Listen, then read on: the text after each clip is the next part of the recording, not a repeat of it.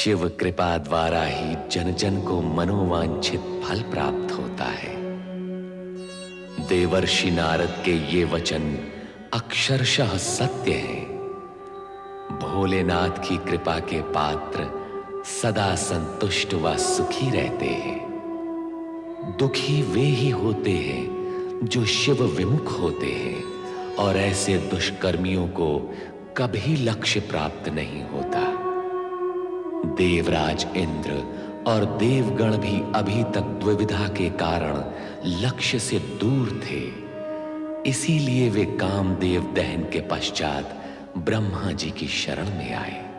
कामदेव का दहन तो निश्चित था देवराज। निश्चित था? शिव शंकर जैसे महान योगी और वैरागी को जिसका तीसरा नेत्र ज्वाला उगलता है, कामदीप्त करना क्या सरल कार्य है। कामदेव ने दुस्साहस किया और अपने कर्म का फल भोगा। विधि के विधान के अनुसार परिस्थितियों का निर्माण इसी प्रकार हुआ था। कामदेव को एक न एक दिन अलग होना ही था। ब्रह्मदेव, ये सब मेरे कारण हुआ है। कारण पर नामांकन तुम्हारा होगा, किंतु घटना तो विधि के विधान के अनुसार घटित हुई है, इसलिए तुम्हें चिंता करने की कोई आवश्यकता नहीं। कामदेव की चिंता ना भी करूं तो भी तारकासुर की गतिविधियां चिंता को जन्म देती हैं। कामदेव के दहन के पश्चात तो वो और भी अधिक उद्दंड और क्रूर हो गया है। अब तो उसे मृत्यु का भय भी नहीं रहा परमपिता, क्योंकि उसका विचार है कि शिव पुत्र होगा नहीं और वो मरेगा नहीं। निर्बुद्धि है वो। बुद्धिमान होता तो वो ये सब ना करता जो वो कर रहा है। दुर्बुद्धि है वो, इसीलिए अब उसका अहंकार बढ़ेगा। अहंकार बढ़ने से अत्याचार बढ़ेंगे, और अत्याचार बढ़ने से उसकी शक्ति भी बढ़ेगी, और स्वर्ग पर पुनः अधिकार प्राप्त करने की हमारी सारी की सारी संभावनाएं समाप्त हो जाएंगी। ये सब होगा, किंतु तुम्हारे लिए चिंता करने का कोई कारण नहीं है। तुमने जो कुछ बताया वो तारकासुर के भावी और संभावित कार्यक्रम के विषय में बताया, किंतु विधि के निश्चित कार्यक्रम के विषय में तुम्हें ज्ञान नहीं है।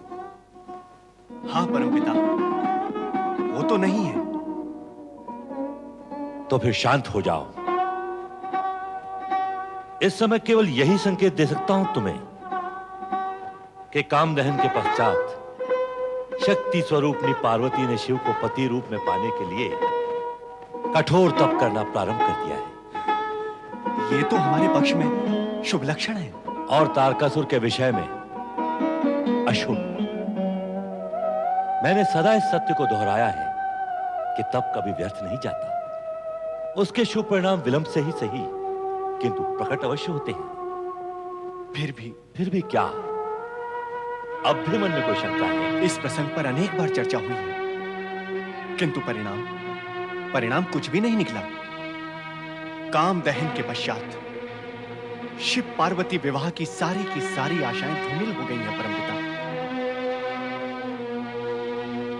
आशान्वित होने के पश्चात भी तुम बार बार निराशा के सागर में डूब जाते हो।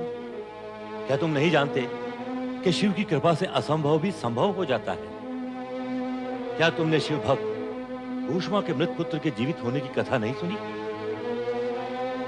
शिव की कृपा से जब मृत पुत्र जीवित हो सकता है, तो तुम्हारी मनोकामना पूर्ण क्यों नहीं होगी देवराज? ब्रह्मदेव, ये घुष्मा कौन थी? इसके मृत पुत्र की क्या काय? सुधर्मा नाम का एक ब्राह्मण था, संतानहीन। उसकी पत्नी सुदेहा और वो दोनों संतान के न होने से दुखी रहते थे।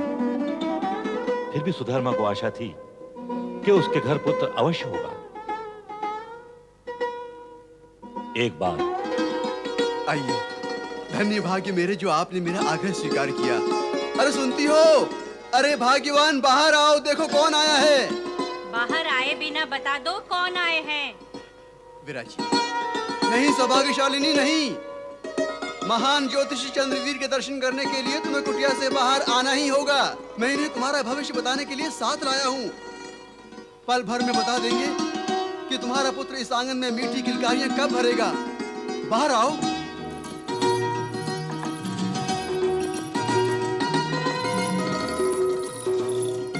प्रणाम महाराज। सौभाग्यवती भाव। जलपान ग्रहण कीजिए।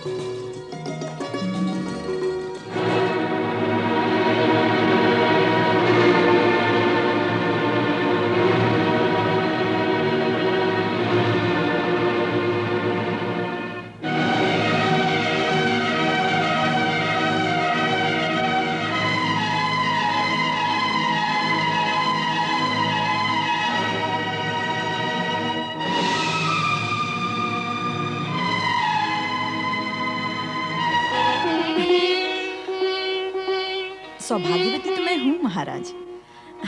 मेरी हथेली की रेखाओं को देखकर ये बताइए कि मैं पुत्रवती कब बनूंगी।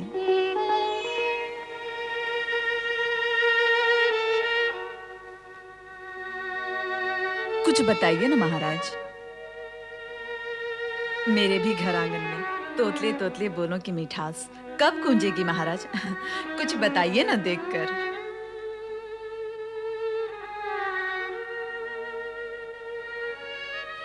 देखो सुधर्मा, जिस प्रकार हम गुड़ और मिष्ठान पचाते हैं, उसी प्रकार हमें करेला और नीम को पचाने का अभ्यास करना चाहिए। मूल बात क्या है महाराज? देखो मित्र, हम ज्योतिषियों के कुछ नीति और नियम होते हैं। हम कटु सत्य नहीं कहते, मधुर असत्य भले ही कह दें, किंतु तुम्हारी पवित्र भावनाओं को देखकर यह कटु सत्य हमें कहना ही पड़ेगा। क्या कोई अशुभ बात है महाराज? अशुभ नहीं तो शुभ भी नहीं है। हमारा यथासंभव प्रयास होता है हम जिसका भविष्य बताएं उसके मन को पीड़ा न पहुंचे, किंतु अंधकार में रखना भी तो पाप है। इसलिए तुम्हें बता रहा हूं। तुम्हारी पत्नी का मुखमंडल और हाथ की रेखाएं स्पष्ट कह रही हैं इस पर कोई अशुभ छाया मंडरा रही है। ये कभी मां नहीं बन सकती।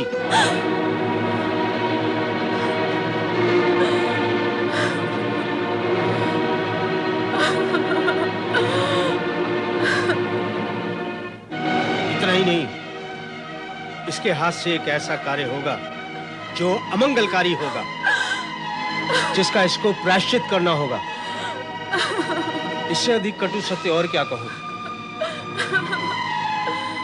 मुझे दुख है मैंने तुम्हें ऐसी बात बताई जो तुम्हारे अनुकूल नहीं।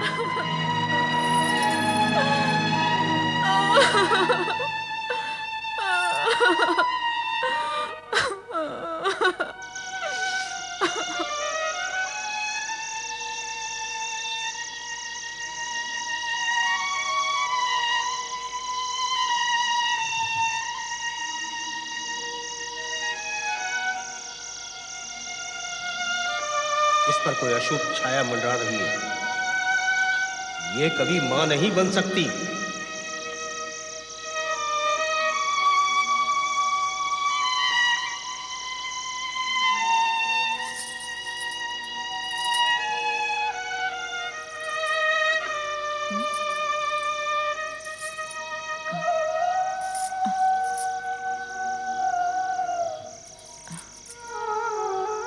स्वामी, स्वामी,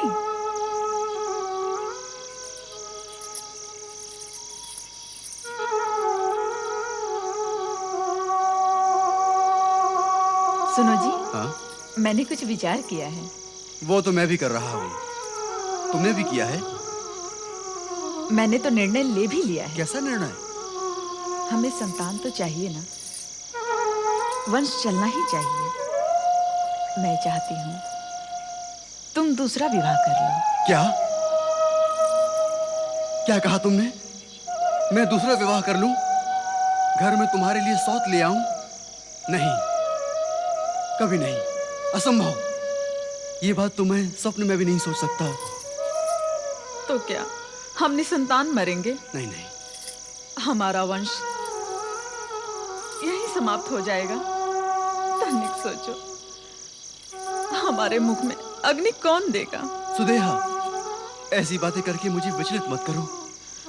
मैं तुम्हें विचलित नहीं कर रही हूँ, वही कह रही हूँ जो सत्य है।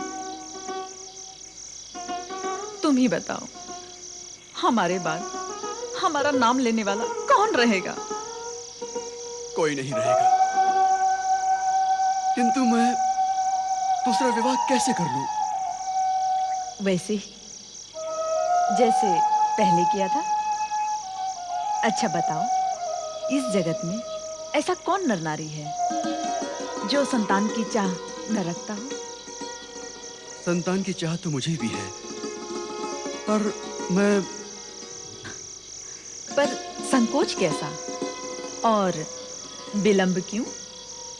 मेरी छोटी बहन का पुत्र भी मेरा ही पुत्र होगा ना? तुम घुष्मा की बात कर रही हो?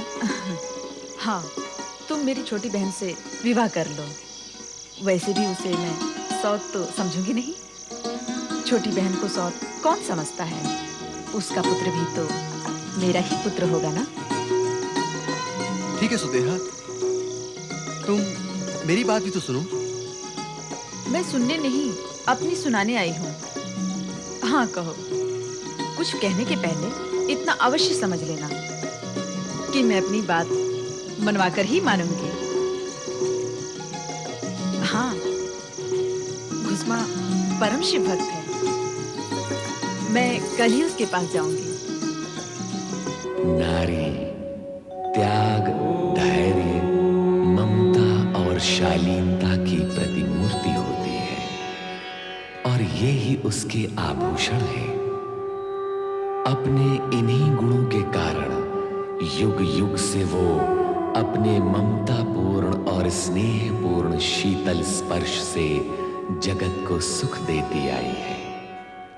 नारी की ये मंगलमयी भावनाएं भगवान शिव के आशीर्वाद से ही प्रेरित होती है। यदि ये भी कहा जाए कि समस्त ब्रह्मांड की कार्य प्रणाली जगतपति शिव के इंगित मात्र से ही गतिमान और संचालित होती है तो अतिशयोक्ति नहीं होगी।